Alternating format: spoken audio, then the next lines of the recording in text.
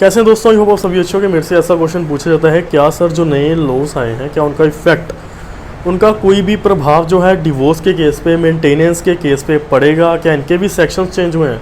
जैसे कि इन लॉस में धाराएं चेंज करी गई हैं, जैसे मर्डर की धारा चेंज हो गई, ठीक है, रेप की हो गई, किडनैपिंग की होगी, क्या इन सभी की जो सेक्शंस हैं, धाराएं हैं, वो क्या चेंज हो गई हैं जिसमें हम पहले केस फाइल करते थे? देखिए दोस्तों, इसका क्वेश्चन आपको इसी वीडियो में करने वाला हूँ और डिटेल में बात करने वाले हैं। चैनल पे नए हैं, सब्सक्राइब नहीं करा, प्लीज़ कर दीजिए, बेल आइकन ज़रूर दबाते। आते हैं वीडियो टॉपिक के ऊपर। सबसे पहले दोस्तों मैं आपको क्लियर कर देना चाहता हूँ, जो ये लॉस हमने जो नए लाए गए हैं सरकार के द्वारा, ये सारे जो है क्रिमिनल लॉस हैं। यानी कि पहले जितनी भी धाराएं होती थी वो आईपीसी के अंडर होती थी, ठीक है। आईपीसी को अब जो है भारतीय न्याय संहिता कर दिया गया है। सीआरपीसी जिसमें कि प्रोसीजर बताया गया था, उसको भारतीय नागरिक सुरक्षा संहिता कर दिया गया है। और एविडेंस एक्ट को भारतीय साक्ष्य अधिनियम जो है वो कर दिया गया है। देखिए दोस्तों, जो ये नए लॉस आए हैं, ये सारे के सारे क्रिमिनल लॉस हैं।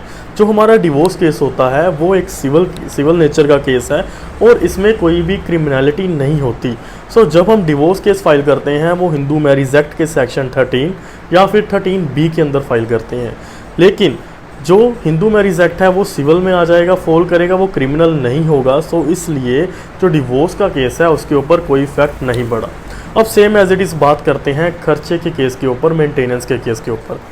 देखिए दोस्तों, जो खर्चे का केस है वो हम दो तरह से कोर्ट में लगाते हैं, एक तो सिविल, एक तो क्रिमिनल, ठीक है।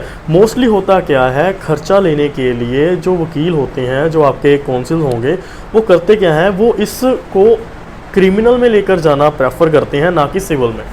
सिविल में क्या होता है, सिविल में केस चलता रहता है, ठीक है। हम दूसरी पार्टी को कोर्ट आने के लिए विवश नहीं कर सकते, ठीक है, उनके ऊपर दबाव नहीं डाल सकते कि वो कोर्ट में आए।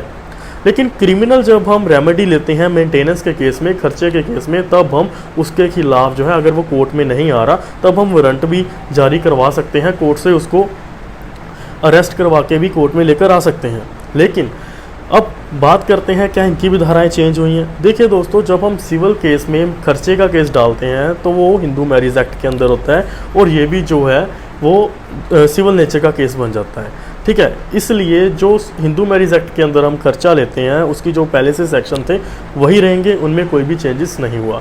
लेकिन अगर हम बात करें 125 सीआरपीसी की, यानी कि क्रिमिनल लॉ जिसमें कि हम मेंटेनेंस मांगते थे धारा 125 में, वो ज़रूर चेंज कर दी गई है। अब उसका सेक्शन 144 है। अब हम क्या करेंगे, जब भी हमने मेंटेनेंस के लिए खर्चे का केस डालना है तो सेक्शन 144 में, ना कि 125 में हम केस फाइल करेंगे। 125 में अब केस फाइल नहीं होगा, सेक्शन 144 में खर्चे का केस फाइल करा जाएगा।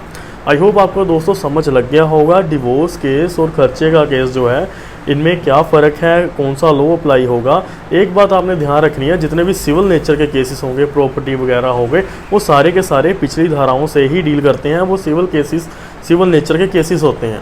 सो जो नए लॉस आए हैं वो सारे ही सारे क्रिमिनल्स हैं, ठीक है, क्रिमिनल लॉ हैं। सो उनमें सिविल के जितने भी केसेस हैं, जितने भी सेक्शंस ऑलरेडी बने हुए हैं, उनमें कोई भी इफेक्ट नहीं पड़ेगा।